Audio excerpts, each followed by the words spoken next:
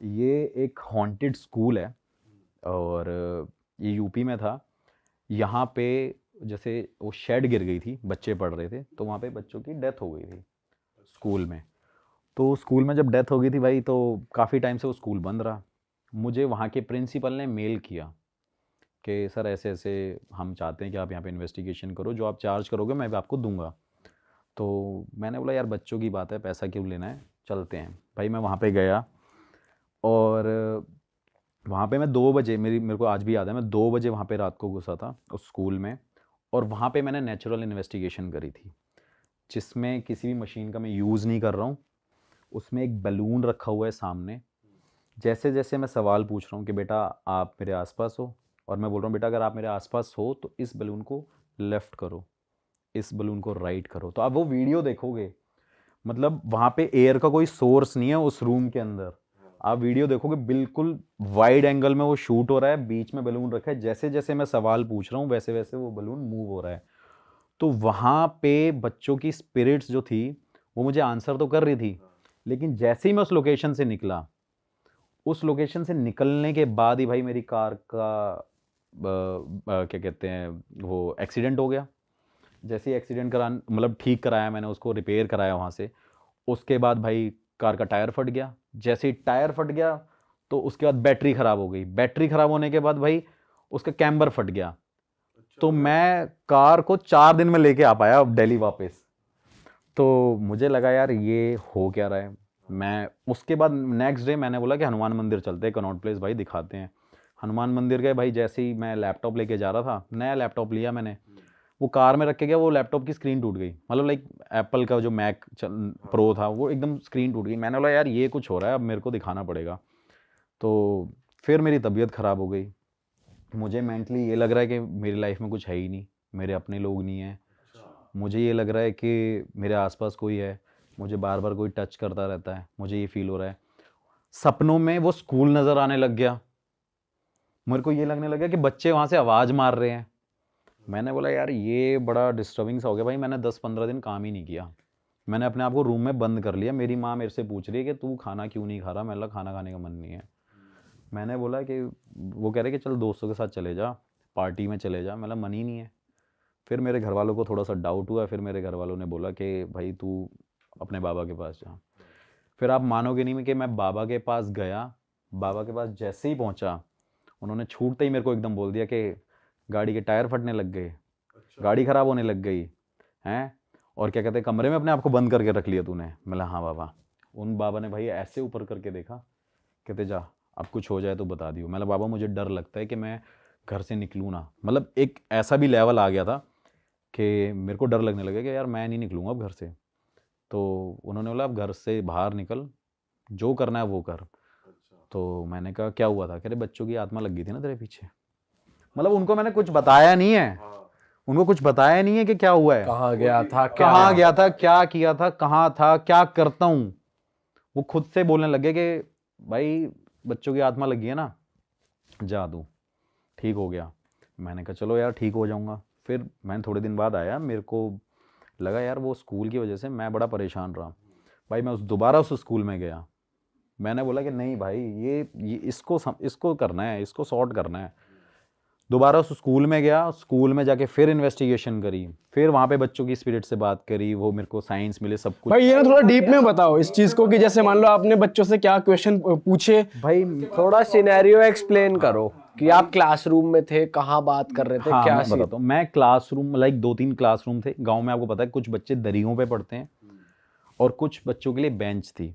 तो भाई मैं वहाँ पे बिल्कुल, जो सामने ब्लैक बोर्ड था और एकदम फ्लोर था, वहाँ पे बेंचेस नहीं थे। वहाँ पे मैं बैठा हुआ, मैं बच्चों से पूछ रहा था क्या बेटा आप लड़का हो? तो वो आपको वहां वैसे फील हो रहा था कि हाँ हाँ हाँ भाई, पूरा वहाँ वहाँ पे फिर बताऊँगा सेकंड टाइम मेरे साथ क्या हुआ उसी लोकेशन पे। मैं वहाँ पे पूछ रहा हूँ कि क्या कहते हैं आप यहाँ पे हो? वो कह रहे हैं हाँ जी है। आपने मुझे पहचाना? तो वो ये भी आंसर कर रहे हैं कि हाँ भाई मुझे पता मतलब वो है। लेफ्ट या राइट कर रहे हैं, बलून ही लेकर नहीं गया उस टाइम सेकंड टाइम बलून शायद मुझे याद नहीं है। लाइक हाँ बलून भी था और वो भी थे, लाइक फिर वो ईएमएफ मशीन्स। मीटर मशीन्स भी थी। क्योंकि मैंने सोचा था कि मैं नेचुरल इन्वेस्टिगेशन ज़रूर करूँ यार। लोगों के माइंड में डाउट होता है ना भाई, मशीन झूठ भी बोल सकती है। पर ये बलून क्या ये उस बोला जाता है कि भाई ये नेचुरल उसमें आता है कि वो ऐसी एनर्जीज कैच कर लेता है, भाई, बलून में पहली बार बैलून मतलब मेरे को एक ऐसा एक गैजेट लगता है जिसको आप रॉन्ग प्रूफ नहीं कर सकते। जैसे मैंने एक रूम में वहां पे बलून रख दिया, एयर का कोई सोर्स नहीं है, वो मूव होगा ही नहीं भाई। आप दूर से बैठ लो, वहां पे मूव होगा नहीं अनटिल अनलेस जब तक उसमें कोई प्रेशर नहीं लग रहा होगा। तो वहां पे मैं बोल रहा था कि अगर हो तो आप इस बैलून को मूव करो। और वो भाई वो इतना सेंसिटिव चीज़ है, एक बैलून इतनी सेंसिटिव चीज़ है, आप उसे हल्की सी फूंक मारोगे वो एकदम उड़ने लग जाएगा। तो मुझे लगा कि ये एक मेरा प्रोसेस है, मतलब आप कह सकते हो कि इसे इन्वेस्टिगेट करने का। और वहाँ विंडो कुछ नहीं थी जहाँ से थे, हवा एक दो होल जरूर थे, लेकिन वो होल ऊपर की तरफ थे, लेकिन बैलून बिल्कुल बीच में रखा हुआ था। तो उसमें मतलब आपको क्लियर पता चलेगा वीडियो में देख के कि हाँ वहाँ पे एयर का कोई सोर्स नहीं और होगा। भाई जब आप फर्स्ट टाइम गए थे तो ऐसी कुछ बात हुई थी कि वो आपके साथ ही आ गए, मतलब आपने वो कॉन्वर्सेशन एंड कैसे करी, या मतलब इन्वेस्टिगेट करने का पर्पस क्या था? कि जैसे सबको पता ही है वो हॉन्टेड है, पर आपने जाके वहाँ पे मतलब ये बताओ कि फिर उसके बाद प्रिंसिपल के साथ आपकी क्या बात हुई? करने का रीज़न क्या होता है? लोगों का रीज़न होता है उस हॉन्टेड जगह को सिर्फ हॉन्टेड है या नहीं बताना, लेकिन मेरा पर्पज़ ये होता है कि उस हॉन्टेड जगह को बिल्कुल फ्री कर देना, कि वहाँ पे लोग जाके रह सकें, उस स्कूल को मैं दोबारा चलवा सकूँ। उस प्रिंसिपल का मेन मोटिव ही यही था मेरे को मेल करने का, कि वो स्कूल चलने लग जाए। क्योंकि ऑब्वियस सी बात है, इतनी बड़ी प्रॉपर्टी है, बच्चों की एजुकेशन वहाँ पे जा रही है, बच्चे 20 किलोमीटर दूर जाते हैं गाँव में पढ़ने। तो सेकेंड टाइम मैं गया, मैंने वहाँ पे सवाल पूछे कि बेटा आपने मेरे पीछे आए थे? तो उन्होंने उस बात का आंसर किया कि भाई मैं आपके पीछे था, मैं आपके साथ था, आप मुझे देख रहे हो, मुझे टच कर सकते हो। तो वो आंसर कर रहे हैं। हाँ बिल्कुल प्रॉपर भाई। तो उस स्कूल में जब मैंने इन्वेस्टिगेशन कंप्लीट करी तो मुझे पता चल गया कि भाई अब इस स्कूल में स्पिरिट्स एग्जिस्ट कर रही हैं बच्चों की। और बच्चों की जो स्पिरिट होती है ना वो बड़ी मतलब आप कैसे ज़िद्दी होती हैं। आप समझ सकते हो कि जैसे बच्चा एक होता है तो ज़िद्दी होते हैं, किसी को चॉकलेट चाहिए, तो वो भी स्पिरिट्स बिल्कुल ज़िद्दी थी कि वो छोड़ना नहीं चाहती थी उस स्कूल को। क्योंकि आप समझ सकते हो, क्योंकि बच्चे ना थोड़े से इमोशनल भी होते हैं और ज़िद्दी भी बहुत ज़्यादा होते हैं, तो वो उस जगह को छोड़ना नहीं चाहते थे। तो भाई मैंने अपने बाबा को बुलाया, और मेरे बाबा कोई ऐसे ही नहीं है कि कोई सोशली बहुत ज़्यादा एक्टिव हैं। हाँ 95 उनकी जिनके एज पास है, आप गए थे जिनके उन्हीं को पास मैं बुलाया। जाता हूँ, मेरे पास 95 years के 95 वो। ईयर्स उनकी एज है, जो बैठे बैठे मुझे बता देते थे कि भाई मैं इस टाइम क्या खा रहा हूँ, क्या कर रहा हूँ। तो वो पावर्स मेरे मेरे हिसाब से मैंने आज तक कहीं एक्सपीरियंस नहीं करी। तो उनको मैंने बोला कि मतलब बाबा ऐसी बात है, और मैं और आप चलते हैं, करते हैं। भाई उस स्कूल में गया मैं, आप मोटिव पूछ रहे थे ना, मोटिव ये था उस स्कूल में उन बाबा को मैंने 2 दिन वहाँ पे लेके गया। रात को मैं उनके पास गया, उनसे पूजा कराई अपने पैसों से, मैंने कोई पैसा नहीं लिया। उस स्कूल को मैंने दोबारा रीओपन कर दिया, और उस स्कूल में आज बच्चे पढ़ रहे हैं, और उस स्कूल में बच्चे एकदम मतलब लाइक चिल कर रहे हैं, अब आप कह सकते हो। मैंने वीडियो भी डाली है। तो हवन जो नॉर्मल जो पूजा होती है कि जो नॉर्मल पंडित करते वैसा ही था, कुछ अलग नहीं था? नहीं नहीं भाई, नॉर्मल पंडित मतलब नॉर्मल पंडित तो यार एक मैं हूँ, मैं हनुमान चालीसा पढ़ूंगा तो उसका इफेक्ट बहुत कम होगा। लेकिन एक पंडित हनुमान चालीसा पढ़ेगा उसका ज़्यादा होगा, क्योंकि पंडित डेली 100 बार हनुमान चालीसा पढ़ता है। मतलब एक एग्जाम्पल दे रहा हूँ। तो वो 95 ईयर्स का जो बाबा है, वो अगर उस चीज़ को कर रहे होंगे तो उससे कितना ज़्यादा इफेक्ट पड़ रहा होगा। बट उस पूजा के बारे में आप बता सकते हो, और उसके बाद उन्होंने कुछ भाई, बताया ये हो, कुछ- कैसे फ्री करा उन्हें? हाँ मतलब ये थोड़ी सी चीज़ ऐसी है कि इसको बताना थोड़ा सा मतलब मुश्किल भी हो जाएगा, क्योंकि वो कुछ अपनी तंत्र मंत्र विद्या, उनके पास सिद्धि है काली माता की। और मतलब आप कह सकते हैं कि वो हनुमान जी से डायरेक्ट बात करते हैं, लेकिन वो कभी फेमस नहीं होना चाहते, ना ही उनका ये मकसद है, ना ही वो कभी पैसे लेते हैं। जो पैसे लेते हैं वो मैं देता हूँ उनको, क्योंकि भाई ऑब्वियस सी बात है, उनको भी आगे अपना फैमिली को देखना है, उनके भी बच्चे हैं। भाई वैसे ये होते हैं जो एक्चुअल में जेन्युइन होते हैं, वो लोग कैमरा के सामने नहीं आते, और उनका कुछ मोटिव भी नहीं होता कि मुझे पैसा कमाना है या फिर ऐसा कुछ। हाँ बिल्कुल बिल्कुल यार। और मेरा मोटिव जो मैं हमेशा बोलता हूँ पैरानॉर्मल में घुसने का, वो यही है कि मैं हमेशा सिर्फ ये कोशिश करता हूँ कि जो स्पिरिट जो वहाँ पे है जगह, उसको भाई फ्री करूँ, मुक्ति दिलाना मेरा काम है। अब ऐसा नहीं है कि मैं भगवान हूँ, लेकिन ऐसे बाबाओं की हेल्प से मैं इन चीज़ों को करता हूँ, और तभी इस फील्ड में मतलब इंटरेस्ट है, और नए नए केसेस मेरे पास आते रहते हैं। भाई अपने कोई और नए केस के बारे में बताओ जहाँ पे आप गए और आपने कुछ ऐसा फील करा हो कि यार वहाँ तो आपकी हवा टाइट हो गई बिल्कुल।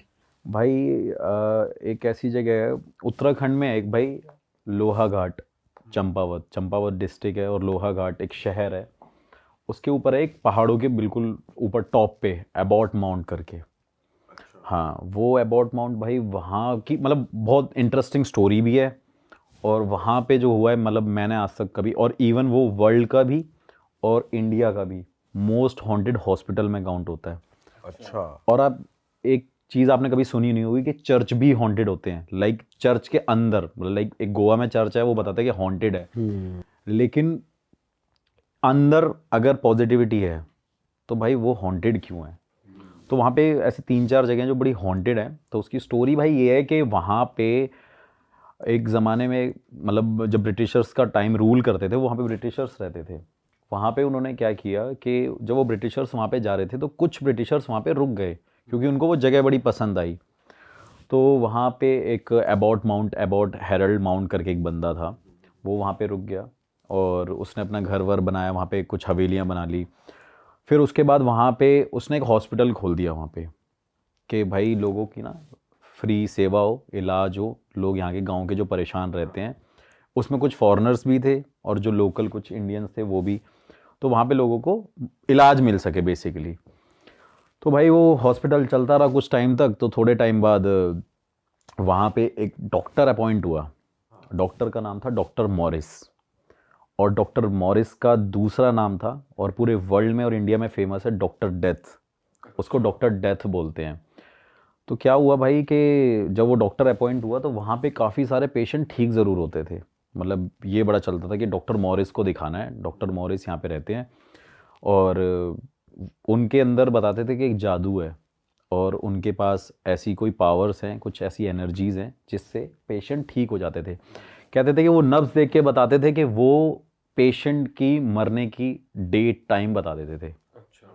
हाँ, और वो ज़िंदा कर सकते थे कि नहीं कर सकते थे, मतलब वो ठीक हो जाए या नहीं हो पाए, वो भी वो बता देते थे। लेकिन ये चीज़ पूरे गांव में बहुत ज़्यादा फैल गई और लोग वहाँ पे भाई कुछ भी, कोई भी बीमार होता था डॉक्टर मॉरिस के पास जाना है। तो डॉक्टर मॉरिस भाई उनको देखते थे, उनकी नब्ज़ देखते थे और उसको बोलते थे भाई ये पेशेंट 2 दिन बाद मर जाएगा, इसको वहाँ ले जा रहा हूँ, मैं कोशिश करूँगा इलाज करने की। मतलब जो भी अलग अलग स्टोरीज़ हर जगह होंगी, लेकिन जो मेन स्टोरी वो ये है कि वो इलाज करने के लिए उनको एक जगह लेके जाया करते थे। एक उन्होंने अपना वार्ड बना रखा था और उसके बाद भाई वो डॉक्टर उन पेशेंट को एक जगह पे लेके शिफ्ट कर देते थे। उस जगह का नाम होता था मुक्ति कोठरी, जहाँ पे डॉक्टर मॉरिस क्या करता था, लोगों को वहाँ पे मतलब कुछ जैसे डेड बॉडीज़ को वहाँ रखता था, सबका ना मतलब एक सर्जरी करता था, सबके दिमाग खोलता था। और वो ये देखता था कि जब लोगों के हाथ पैर एक जैसे हैं, आंखें एक जैसी हैं, तो लोग सोचते अलग अलग क्यों हैं, आत्मा कहाँ होती है बॉडी में। मतलब उसके अलग अलग एक्सपेरिमेंट्स वो करता था डेड बॉडीज़ पे। देखता था कि एक जिंदा इंसान और एक मरा हुआ इंसान अलग अलग कैसे सोचता है। मतलब वो सोचता था कि मरा हुआ इंसान भी तो सोच सकता है अगर एक जिंदा इंसान सोच सकता है तो उसके बड़े बड़े अलग अलग एक्सपेरिमेंट होते थे। भाई उसने क्या किया, वहाँ पे बहुत सारी 100 से ज़्यादा लोगों के साथ वो एक्सपेरिमेंट किया जो मर गए हैं। और गांव वालों को ये हुआ कि यार ये जो टाइम डेट डिसाइड करता था वो उसकी मतलब बीमारी को लेके डिसाइड नहीं करता था, वो इसलिए डिसाइड करता था क्योंकि नेक्स्ट डे उसको या सेकंड नेक्स्ट डे उसको भाई मारना है और उनके साथ एक्सपेरिमेंट करना है, देखना है कि भाई ये करते क्या हैं, ये हैं क्यों, ये इंसान सोचता कैसे है, इनका दिल कैसे धड़कता है, ये सब कुछ मतलब सारी चीज़ें जो भी उसका प्रोसेस होया करता होगा। उसके बाद दिल्ली से भाई एक डॉक्टर अपॉइंट हुआ काफ़ी साल बाद। लोग गांव में हबड़ा तबड़ी मच गई कि भाई ये डॉक्टर मॉरिस सारे पेशेंटों को अंदर ले जाता है और छोड़ता नहीं है, बताता नहीं है ऐसा क्या होने लग गया है। क्योंकि स्टार्टिंग में तो वो डॉक्टर मॉरिस ठीक था, लेकिन वो कुछ टाइम बाद जाके डॉक्टर डेथ के नाम से फेमस हो गया। और जब दिल्ली का डॉक्टर अपॉइंट होता है वहाँ पे जाता है, वो बताता है कि भाई डॉक्टर मॉरिस ये रिसर्च करता था यहाँ पे। अब जो इंसान ज़िंदा था वो उसे बेहोश करके उसके साथ एक्सपेरिमेंट करेगा, तो भाई कहीं ना कहीं उसकी आत्माएं भटकेंगी वहाँ पे। तो 100 से ज़्यादा बताते हैं कि वहाँ पे आत्माएं भटकती हैं। और वहाँ पे चर्च भी है, ग्रेवयार्ड भी है और वो हॉस्पिटल भी है। अब पहला स्टेप क्या है, पहला भाई चर्च है। बताते हैं कि डॉक्टर मॉरिस की आत्मा वहाँ पे भटकती है, डॉक्टर डेथ की आत्मा उस चर्च में भटकती है। उस चर्च में मैंने इन्वेस्टिगेशन करी है, वहाँ मुझे साइंस मिले थे। क्या साइन? वहाँ पे भी भाई मैं एक ऐसा इक्विपमेंट लेके गया था, वो भी नहीं था, उसमें भी काफ़ी सारे सेंसर्स थे। मैंने क्वेश्चन जब पुटअप करे थे तो वहाँ पे डॉक्टर मॉरिस नहीं था, लेकिन कुछ और स्पिरिट थी, और वो स्पिरिट वो थी जिनके साथ उस ज़माने में एक्सपेरिमेंट हुए हुए थे। पूछा उनसे। हाँ। फिर सेकंड मैंने इन्वेस्टिगेशन करी, वहाँ पे ग्रेवयार्ड थी, उस ग्रेवयार्ड के पास मैं गया। ग्रेवयार्ड में मैं देख रहा हूँ कि भाई वहाँ पे ना मतलब बड़ी बड़ी ऑब्स दिख रही हैं, ऐसा दिख रहा है, वाइट शेडो दिख रही है। और वो फेमस जगह इसलिए भी है क्योंकि वहाँ पे सबसे ज़्यादा टाइगर और पैंथर मिलते हैं। पैंथर्स बहुत हैं वहाँ पे, मतलब नॉर्मली इंसान नहीं जा सकता भाई वहाँ पे, रात को तो नहीं निकल सकता। और पहले भी मैं वहाँ पे गया था, लेकिन हम वापस आ गए थे। और वहाँ पे कुछ फॉरेनर्स ने भी वीडियो बनाई है, जब उन्होंने टेंट लगाया था तो उसके आसपास टाइगर भटक रहे थे। अच्छा। हाँ, तो काफ़ी लोग ऐसे भी हैं जो वहाँ पे जाने की कोशिश कर चुके हैं लेकिन कर नहीं पाए। उसके बाद भाई ग्रेवयार्ड के पास गया, वहाँ पे साइन मुझे नहीं मिले, लेकिन मुझे आसपास अपनी नेगेटिविटी बहुत ज़्यादा फील हो रही थी। सब कुछ दिख रहा था कि भाई कोई शैडो ज़रूर है। अब कई चीज़ें हम कैमरे में रिकॉर्ड नहीं कर सकते, हवा को रिकॉर्ड नहीं कर सकते, महसूस कर सकते हैं।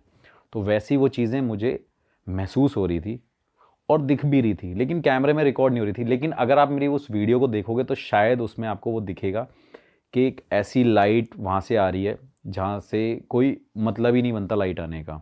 तो उसके बाद भाई मैं उस हॉस्पिटल में गया जहाँ पे एक्चुअली वो एक्सपेरिमेंट स्टार्ट करता था और शिफ्ट करता था, वो दूसरी जगह थी। थोड़ा एक्सप्लेन करो कैसा था वो हॉस्पिटल। भाई मैं बताता हूँ कि वहाँ पे हम ट्रैक करके गए काफ़ी आगे तक, 1 किलोमीटर ऑलमोस्ट हमने वहाँ पे ट्रैक किया होगा। आज तक वहाँ पे नॉर्मल इंसान कोई भी नहीं जाता। वहाँ पे हम ट्रैक करके गए, ट्रैक करने के बाद हम झाड़ियों जंगलों के बीच में से निकले। फिर वहाँ पे देखते हैं एक बहुत पुराना, जैसे नहीं जंक यार्ड बना होता है, तो वहाँ पे वो काफ़ी पुराना ऐसा बना हुआ था, बहुत लंबा सा था। और वहाँ पे अलग अलग रूम्स बने हुए थे, जैसे हॉस्पिटल में होते हैं कि भाई ये मेडिसिन यहाँ मिलती होंगी, यहाँ पे डॉक्टर्स होते होंगे, यहाँ पे टेस्ट होया करते होंगे। तो वो काफ़ी बहुत पुराना है और अंग्रेज़ों के टाइम का है वो। आई थिंक 1915 समथिंग ऐसा कुछ है, 42-15 के बीच में तो ये। पुरानी अलमारियां, कबर्ड वगैरह, बेड वगैरह सब पड़े हैं वहाँ मतलब हाँ भाई, लॉक लगा हुआ है, काफ़ी जगहों पे लॉक है, बट वो गेट पुराने हैं और वो विंडोज़ पुरानी है एकदम। वहाँ पे दिख रहा है कि यार सब कुछ ऐसा है जो पुराने ज़माने में ही था, कुछ वहाँ पे नया नहीं हुआ। उसके बाद मैंने वहाँ पे इन्वेस्टिगेशन करी। वहाँ पे इन्वेस्टिगेशन करने के बाद मुझे कुछ फील नहीं हुआ, मेरे मशीन्स पे कुछ फील नहीं हुआ, लेकिन मेरे आसपास मुझे ये फील हो रहा था, मेरे पूरे बीएड की जो रोंगटे थे खड़े हो गए, मेरे पैरों के रोंगटे खड़े हो गए। और उस जगह पे मैं हिम्मत नहीं कर पा रहा था कि भाई मैं पूरे हॉस्पिटल को एक बार ऐसे लुक अराउंड कर लूँ, पूरा सर्कल करके ऐसे देख लूँ, घूम के देख लूँ। तो वहाँ पे भाई हिम्मत नहीं हो रही थी मेरी। लेकिन वहाँ का जो एक्सपीरियंस था ना, बहुत वियर्ड था मेरे लिए। मुझे लग रहा था कि यार यहाँ पे आना मैंने गलत डिसीज़न लिया है, मेरा डिसीज़न बहुत गलत है यार, मेरे को यहाँ आना नहीं चाहिए था। क्योंकि मुझे ऐसा लग रहा था कि बार बार कोई ना कोई पैंथर आ जाएगा या कोई ना कोई स्पिरिट्स मेरे साथ लग जाएंगी और जिससे मैं शायद ना बच पाऊँ। वो जगह मेरे लिए थी एक ऐसी, क्योंकि वहाँ पे कुछ ब्रिटिशर्स भी मरे थे, कुछ इंडियंस भी मरे थे। तो सबको समझना मुश्किल है। आप एक स्पिरिट से तो डील कर सकते हो, 2 से कर सकते हो, लेकिन जब वो 50-100 से ज़्यादा होंगी तो आप शायद डील नहीं कर सकते हो। तो उस हॉस्पिटल के बाद मैं मुक्ति कोठरी में गया, लेकिन अब वो मुक्ति कोठरी एक जगह है जो वो प्राइवेट प्रॉपर्टीज़ बन गई हैं, उसको मतलब लोगों ने ले लिया है, हायर कर लिया है। वहाँ पे बड़ी बड़ी अच्छी अच्छी कोठीज़ बनी हुई हैं, लेकिन अब तक उस जगह पे कोई नहीं जाता, ना ही किसी की हिम्मत होती है। जिनकी प्रॉपर्टीज है वो तो रहते होंगे। हाँ भाई, वो हॉस्पिटल वाला एरिया काफ़ी दूर है, वो मुक्ति कोठरी दूर है, चर्च थोड़ा सा पीछे आगे की तरफ है, मतलब ऐसे स्टेप बाय स्टेप है। हाँ। हाँ, और जो मुक्ति कोठरी है वो बिल्कुल लेफ्ट में है, बाकी सारी चीज़ एकदम सामने सामने है। तो वहाँ पे भाई कोई हिम्मत नहीं करता जाने की। आपको ऐसे कोई इंडिकेशंस नहीं मिले कि यार कुछ आवाज आ रही है, खिड़की खुल गई या भाई दरवाजा बंद, चर्च में मिले थे, अच्छा। चर्च में मिले थे। और वो एक्सपीरियंस मेरा एक ऐसे था कि मैंने वहाँ पे जब मैं चर्च की विंडो से देख रहा था तो मैंने किसी को जाते हुए देखा था, लेकिन वो बात मैं ऑन कैमरे नहीं बोल सकता क्योंकि लोगों को लगेगा कि मैं झूठ बोल रहा हूँ। लेकिन रिकॉर्ड नहीं कर पाए थे वो आप? रिकॉर्ड, क्योंकि मैं चर्च में था, मैं शूट कर रहा था, मतलब कैमरा मैन ऐसे शूट कर रहा है, मैं इधर खड़ा हुआ, मेरे को वो विंडो दिख रही है सामने, और वहाँ से भाई मैंने जाते हुए लोगों को देखा। कितने लोगों को? हाँ, मतलब 2 लोगों को जाते हुए देखा, किसी को जाते हुए देखा मैंने। और उस टाइम पे मुझे लगा कि शायद हो सकता है कोई लोकल बंदा आ गया हो, लेकिन जैसे ही मैंने उस वीडियो को पॉज किया और मैंने बाहर जाके देखा, वहाँ पे कोई भी नहीं था भाई। तो भाई मेरे पास एक मेल आता है, मेल में एक बंदे का मेरे पास मैसेज आता है लखनऊ से कि सागर भाई मेरे घर में बहुत बड़ी समस्याएं हैं, और ऐसे ऐसे करके उसने पूरा हिंदी में लिखा हुआ होता है। मैं भाई पढ़ता हूँ, मैं सोचता हूँ कोई होगा बंदा, गाँव का होगा, उसने मेरे को मेल किया होता है। मैं पढ़ता हूँ, फिर अपनी टीम को बोलता हूँ एक बार इससे कांटेक्ट कर लेना, क्या प्रॉब्लम है। वो बंदा भाई मुझे बोलता है कि भाई मैं आपका एक्सपेंस दूंगा, आप मेरी कहानी सुनने मेरे घर आओ। अच्छा। हाँ, मैं उसके पास फ़ोन करता हूँ, बात करता हूँ कि सर ऐसी सी बात है, मैं तो आ नहीं पाऊँगा, मैं टीम को भेज देता हूँ, आप उनको स्टोरी बता दो, आपकी जो प्रॉब्लम होगी वो सॉल्व करा देंगे, अगर मेरे बस की होगी यहाँ से कराना तो। क्योंकि भाई मोस्टली जो पूजा पाठ भी मैं कराता हूँ ना, अब लोगों को घर में नहीं करा सकते हम, क्योंकि पूजा घर में किसी की पॉसिबल ही नहीं है। जो लोग बोलते हैं ना हम अपने घर में पूजा करा लेते हैं, क्योंकि आपका मन अशांत ही नहीं होता, आपके माइंड में 100 चीज़ें चलती हैं। मैंने अपनी खुद की पूजा जो कराई थी भाई, एक अभी रिसेंटली नवरात्रे में से पीछे वाले में, मैं पंडित जी के पास 5-10 मिनट बैठता था, क्योंकि मैं नहीं चाहता मेरे पास कोई दूसरा थॉट भी आए। तो उस टाइम मेरे पंडित जी 8 घंटे मेरे घर में पूजा करते थे, क्योंकि भाई नेगेटिविटी में रहना, हमेशा इन चीज़ों में रहना। तो मैंने उनको बोला कि मैं भेज दूंगा, आप उसे बता देना, मैं पूजा बाहर करा दूंगा, आपको वीडियोस भेज देंगे या कुछ ऐसा होगा। वो भाई कहता है कि नहीं सर आपको आना पड़ेगा, आप अमाउंट बताइए अपने आने का। भाई मैं उसे बोलता हूँ सर अमाउंट क्या मांगूंगा, मैं जो भाई लगेगा आने का खर्चा भाई दे देना, और क्या है। हम लखनऊ की बात है, चलो मैं अपना वाराणसी चले जाऊँगा घूमने।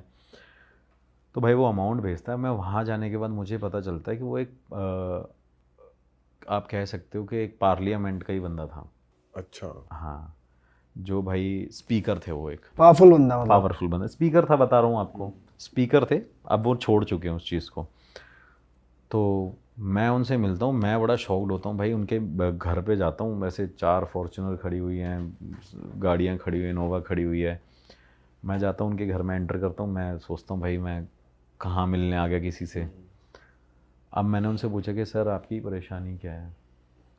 मेरे से कहते कि मेरा एक भाई था, नवाब सिंह नाम है उसका, ऐसे करके बोलते हैं। कह रहे उसको ना मार दिया गया था, और वो भाई मेरा मेरे घर में घूमता है। अब हाँ, अब यार इतना बड़े लेवल का बंदा है वो, मेरे से ये बात बोल रहा है, तो एजिड भी है वो अंकल। तो मैंने उनको बोला, मैंने कहा सर घर में घूम रहा है आपके। कहते हाँ। कह रहे लेकिन इसको वेरीफाई करने के लिए तुम्हें एक जगह पे जाना पड़ेगा। अब मैं पूछता हूँ कि वो कौन सी जगह है, तो वो मुझे जगह बताते हैं। जगह भी मैं बता दूँगा आपको कहाँ पे है। मैंने उनसे परेशानी क्या है, कह रहे मैं भाई ऐसे ऐसे स्पीकर रहा हूँ, और मैं अभी यहाँ झांसी में रहता हूँ ज़्यादातर, बाकी लखनऊ आया था, मेरा यहाँ पे घर था, मेरे को आपसे मिलना था, आपसे डिस्कस करना था। मैंने ठीक है करिए। भाई मैं उनसे मिला, उनसे बात करी, उन्होंने मुझे बताया कि मेरे भाई को जहर दे के मार दिया गया था। मेरे भाई को जहर दिया और उसे मार दिया। मैंने कहा अच्छा, उसके बाद क्या हुआ। फिर मेरे से कहते हैं कि उसके बाद उसने मेरे पूरे घर में किसी को जीने नहीं दिया। और उस टाइम पे भाई क्या होता था कि जब जब वो घर में लोग उसके रहे हैं, उस लखनऊ वाले घर में, तो उस घर के अंदर उसके भाई की स्पिरिट उन सबको दिखती थी, हर एक फैमिली मेम्बर जिस को। घर में आप मिलने गए थे उसी घर में, सेम घर में? हाँ, कहते हैं हमारे घर में ये स्पिरिट सबको दिखती है, स्पिरिट सबको दिखती है। और क्या कहते हैं, सबसे बड़ी प्रॉब्लम भाई ये है कि हमारे ना सारे काम बंद हो गए। हमारी एक राइस मिल की फैक्ट्री है, वो भी बंद हो गई है। उनकी एक राइस मिल की फैक्ट्री थी, वो भी बंद हो गई है। कह रहे मेरे से जो छोटे वाला बेटा है, वो हर बार सिर्फ ये करता है कि मुझे सुसाइड करना है, मुझे सुसाइड करना है, मैं मरना चाहता हूँ, विदाउट एनी रीज़न। तो मैंने कहा प्रॉब्लम क्या है। कह रहे मैंने हर जगह पूजा पाठ कराई, सब कुछ कराया, हर जगह दिखाया, बागेश्वर धाम भी गया मैं, सब जगह गया, मतलब भेजा होगा अपनी अप्रोच लेके। तो कह रहे मैं वहाँ पे भी गया, लेकिन मुझे लगा कि शायद मेरी चीज़ें ठीक हो जाए। बालाजी भी गया, तो मैंने कहा इससे थोड़ी होगा कि आप गए हो तो चीज़ें ठीक हो जाए, आप अपने घर में पूजा पाठ कराइए।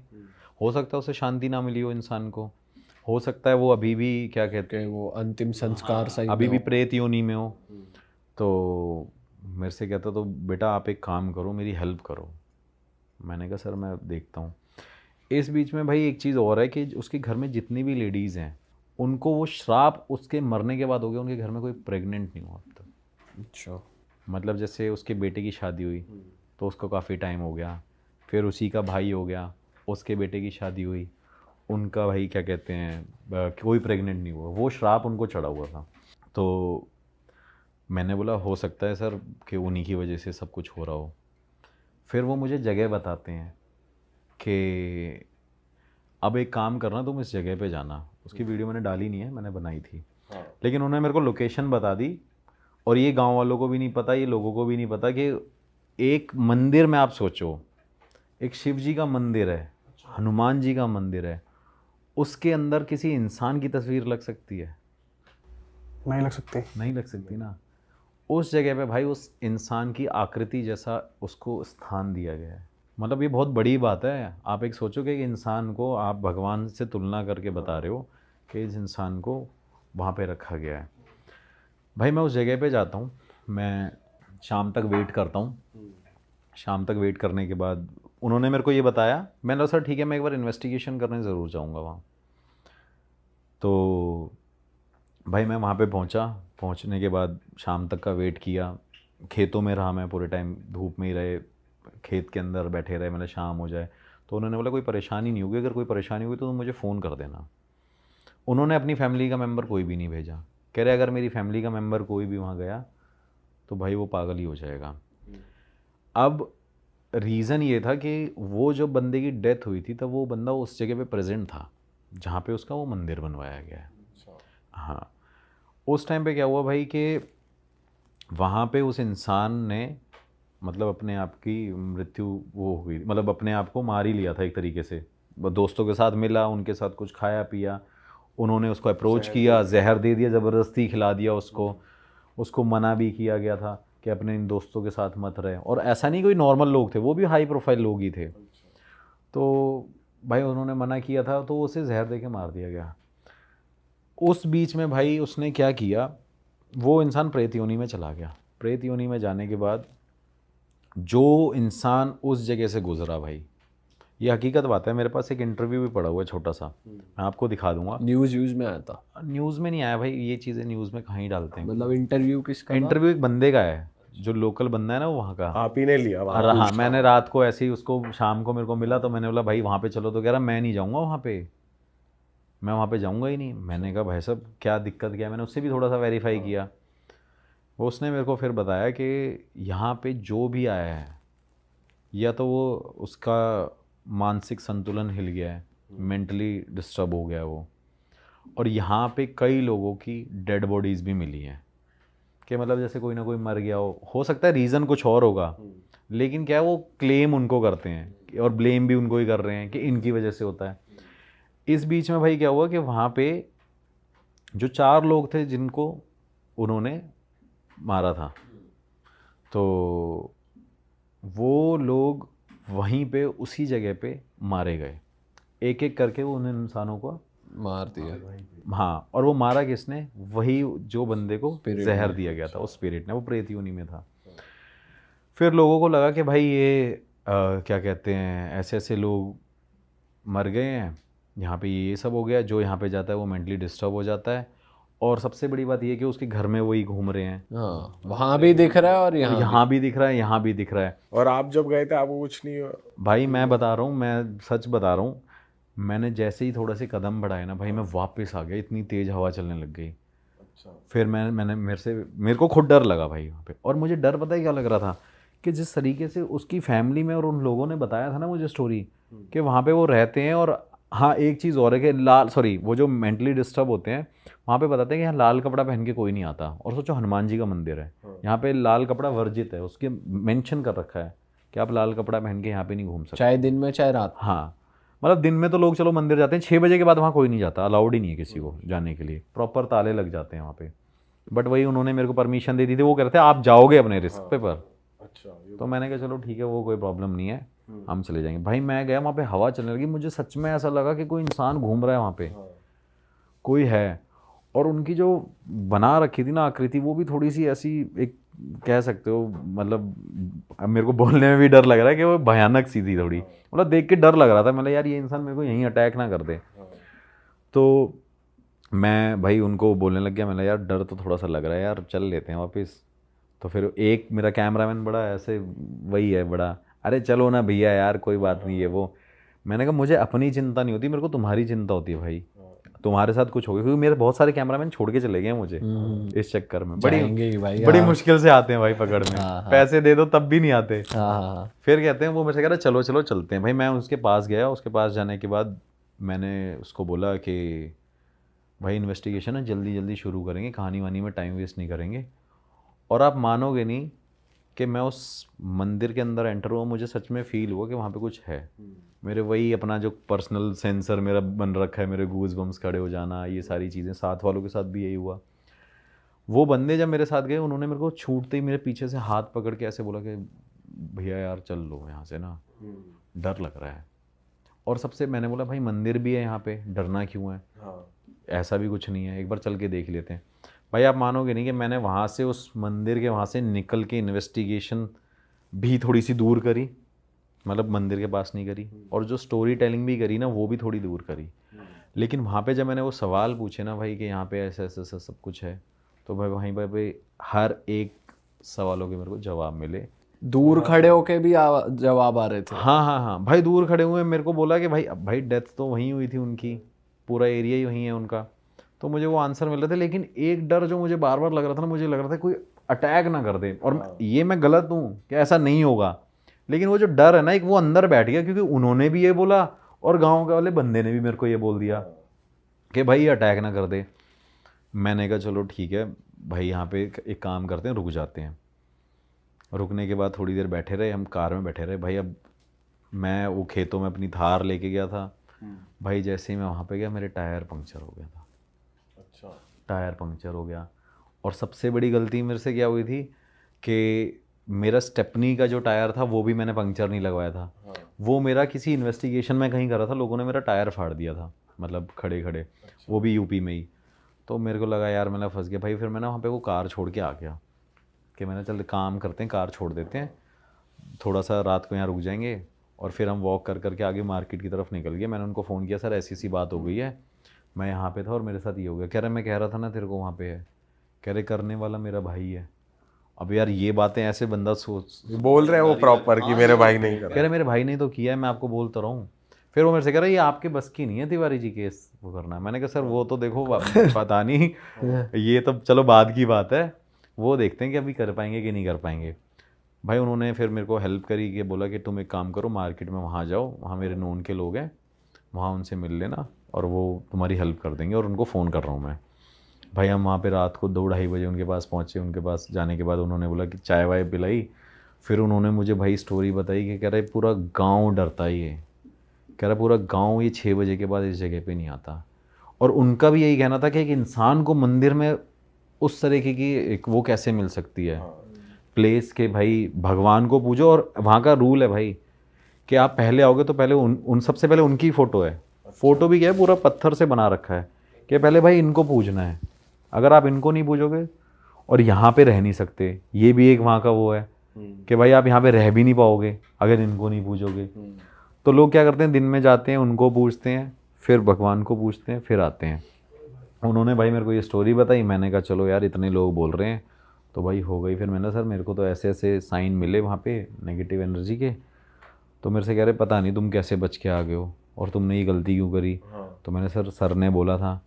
कह रहे सर की तो जीवन ऑलरेडी ख़राब हो रखा है इनके चक्कर में, और तुम क्यों करने आए हो, क्योंकि गाँव के लोग तो यार करते ही है ना, उनको इतना पता नहीं होता। तो उन्होंने मेरे को बोला, मैंने कहा चलो ठीक है। मैंने फिर भाई क्या किया, नेक्स्ट डे वही अपना बंदा लेके गया, टायर खुलवाया, ट्रैक्टर से आगे रोड तक लेके आया। रोड पे लेके आने के बाद मैं कार लेके निकला, मैं वापस पहुंचा लखनऊ उनके पास। मैंने उनको फ़ोन किया, सर मैं लखनऊ आ रहा हूँ और मैं देखता हूँ कि इसको कैसे करना है। मैंने बोला सर यहाँ पे तो कुछ है। कह रहे मेरे साथ भी, और कह रहे तुम वहाँ पे इन्वेस्टिगेशन कर रहे थे, मेरे घर में भी वो घूम रहे थे। मैंने कहा यार, मैंने बोला सर ऐसे क्यों बोल रहे हो, मैं तो मेरे को ही डराने में लगे हुए। कह रहे बेटा बात ये नहीं है, मैं हंस के भी बोल रहा हूँ, जैसे अभी हम भी हंस रहे हैं।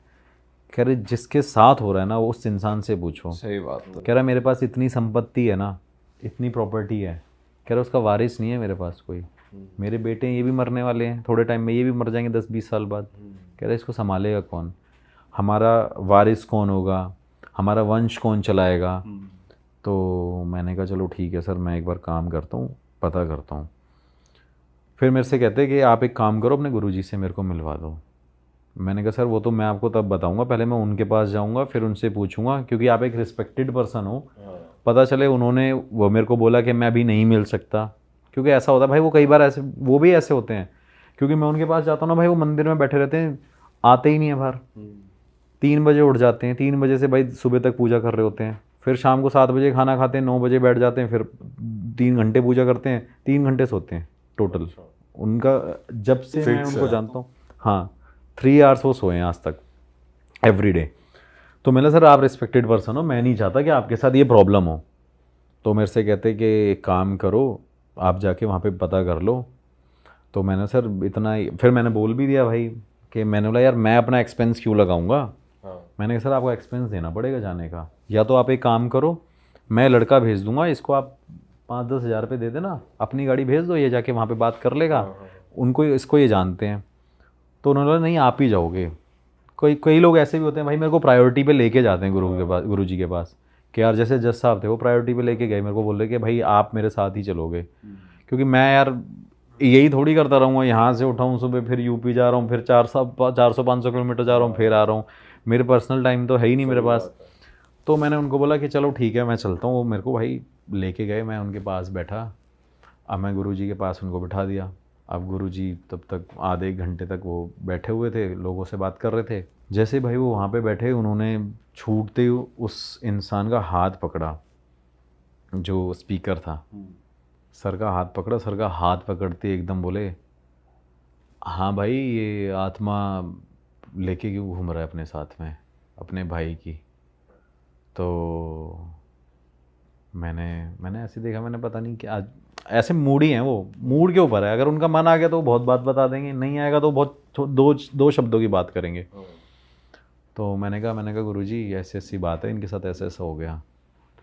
तो छूटते ही बोले कि मरवाने वाला भी तो इसी का बेटा है। अरे अच्छा। मैं भाई बड़ा शॉक्ड हो गया। वो कह रहे अब आप ये बात सोचो कि कितनी बड़ी बात है, वो अपने बेटे के लिए ये चीज़ को कैसे डाइजेस्ट कर ले, कि वो कह रही मरवाने वाला भी तो इसका बेटा है। वो कहता नहीं गुरुजी ऐसा नहीं है। कह रहा वो जो 4 लोग तेरे पिताजी के दोस्त थे ना, उसके साथ मिलके इस तेरे बेटे ने ये कॉन्स्पिरेसी रची थी कि भाई इनको हटाओ, फिर ये प्रॉपर्टी पे टेक ओवर मैं करूँगा, मैं वारिस हूँगा, मैं ये होऊंगा, मैं वो होऊंगा। ये सारी भाई उनकी गेम थी। गुरुजी ने पहले इतनी सी बात बोली, वो कह रहा नहीं गुरुजी ऐसा कुछ नहीं है, आप गलत कह रहे हो। गुरुजी ने बोला आंखें बंद करो। भाई उसने आंखें बंद कर ली, 5-10 मिनट तक आंख बंद करके गुरुजी ने उसका हाथ पकड़ा हुआ था। गुरुजी ने छूटते ही उनको बोला कि अगस्त की बात है। अब भाई उस बंदे ने हाँ भर दी। वो कहता हाँ अगस्त में हुआ था, 2014 में हुआ था। अब भाई वो कह रहा हाँ भाई 2014 में हुआ था। मैं सामने बैठा हुआ था, मेरा बंदा साथ में मेरा टीम का बंदा था। अब हम क्या करते हैं भाई, जब किसी की बातें सुनते हैं ना, जब मैं गुरुजी की ऐसी बातें सुनता हूँ तो मैं उनको यूँ बोलता हूँ मैं देख ले भाई आज तो बता दिया भाई, ये कर दिया इन्होंने। उस बंदे को वो चीज़ डाइजेस्ट नहीं हो रही थी, लेकिन उस बंदे ने उस चीज़ पे एग्री किया। तो कह रहा तेरा बेटा कहाँ था जब तेरे वो ख़त्म हुए थे। वो कहते बाहर था कि नहीं था। वो कहते हैं हाँ बाहर था। कह रहे तेरे बेटे ने ही किया है। कह रहे ये जो श्राप मिला हुआ है ना तुमको, तुम्हारे परिवार को, अब क्योंकि जो चाचा की फैमिली थी वो तो पूरी बन ही नहीं पाई। तेरे 2-3 बेटे हैं और तेरी जो बेटी हैं वही चल रही थी। कह रहे उसमें उसने ही किया था ये सब कुछ। और सिर्फ भाई रीज़न क्या है, प्रॉपर्टी। तो उन्होंने बोला ठीक है गुरुजी हो सकता है। अब वो बंदा भाई रोए वहाँ पे। अब वो भी मुझे बड़ा वो लगे यार कि इंसान ऐसे रो रहा है, वगैरह रोने की ज़रूरत नहीं है, इसमें तेरा कोई वो नहीं है, तेरा कर्म नहीं है, तेरे बेटे का कर्म है। फिर उसके बाद उन्होंने मेरे को वो चीज़ बताई नहीं थी। उन्होंने बोला कि सबसे बड़ी तेरी बहू वही है ना। वो कहते हाँ, वो प्रेग्नेंट नहीं हो रही ना। अब भाई उस बंदे को इतना बिलीव हो गया, क्योंकि जब मैं पूरे टाइम उसके पास गया था लखनऊ, लखनऊ से वापस गुरुजी के पास आया। इन बिटवीन मैंने गुरुजी से कोई बात नहीं करी, क्योंकि गुरुजी के पास फ़ोन का कोई ऑप्शन ही नहीं है जिससे मैं उनसे कांटेक्ट कर सकूं। एक ही ज़रिया है भाई। मैं कई बार लोगों को भी बोलता हूँ जो मेरे को बोलते हैं ना कि भाई आप गुरुजी से बात करा दो, वो ज़रिया ही यही है भाई। 500-600 किलोमीटर जाओ, फिर जाओ, फिर बात करो, फिर उसके बाद देखो वो 2 दिन है कि नहीं है, फिर लोकल साइड पे एक होटल ढूंढो 50 किलोमीटर दूर। उन्होंने बोला कि क्या कहते हैं ये चीज़ें हैं कि नहीं है। मैंने कहा सर देखो जो है ना आपके सामने है, आपको भरोसा करना हो तो मत करना, वो आपकी मर्ज़ी है, लेकिन मैं तो भाई इनको भगवान जैसा रूप समझता हूँ। ये जब तक मेरे पास हैं तब तक मैं प्रोटेक्टेड हूँ हर चीज़ से, लेकिन जिस दिन ये नहीं होंगे तो मेरे लिए तो ये भगवान का ही रूप है, तो मैं इनको पूजता ही हूँ। फिर उन्होंने उनको सारी चीज़ें बताई कि तुम्हारे घर में वो तुम्हारी बहू प्रेग्नेंट नहीं हो रही, फिर तुम्हारे घर में ये हो रहा है। वो कह रहा है वो तो घर में भी घूम रहा है, वो वहाँ भी घूम रहा है जहाँ ये होके आया है। ऐसे बोल दिया उन्होंने, जहाँ ये होके आया है। तो मैंने कहा हाँ मैं होके आया। तो क्यों गाड़ी बंद हो गई थी तेरी? बहुत धीरे बोलते हैं, गाड़ी बंद हो गई थी तुम्हारी। वो भी पता चल गया। गाड़ी बंद थी वहाँ पे, रात भर परेशान हुए। मैंने कहा जी हाँ। तो कहते वही करवा रहा था, प्रेत योनि में है वो, उसको शांति दो, शांति देने के लिए ये चीज़ें करो। भाई जब तक हम वहाँ पे बैठे हुए थे तब तक उस घर में क्या हुआ, उस घर में जहाँ लखनऊ वाले घर में उनके साथ क्या हुआ कि जब तक वो शांति वांति की बातें हो रही होंगी, ये सारी चीज़ें हो रही होंगी, उस घर में भाई उनकी बेटी थी जो आ रखी थी, वो भाई छत से गिर गई। और वो छत से गिर गई। वो छत से गिरने के बाद वहाँ से उनका फ़ोन आया कि ऐसी ऐसी ऐसी बात है। तो उन्होंने बोला क्या हुआ, कैसी क्या चीज़ हो गई है, जो भी उसने पूछा, कह रहे बेटी छत से गिर गई है। तो गुरुजी ने बोला कि ये तुम्हारे कर्मों का फल है जो तुम्हें मिल रहा है, इसे तुम दूर कर लो। भाई मैंने कहा चलो ठीक है। मैंने कहा सर ऐसी सी बात है, आपको मानना नहीं मानना है वो आपकी मर्ज़ी है। गुरुजी ने फिर उनको भाई 10 उपाय बताए, ये करना, ये करना, ये पूजा करना, फिर ये करना, अपने पितरों को शांत करना और माफ़ी मांगो, और माफ़ कर दें तो बड़ी बात है। मैं तुम्हें सिर्फ तरीका बता सकता हूँ।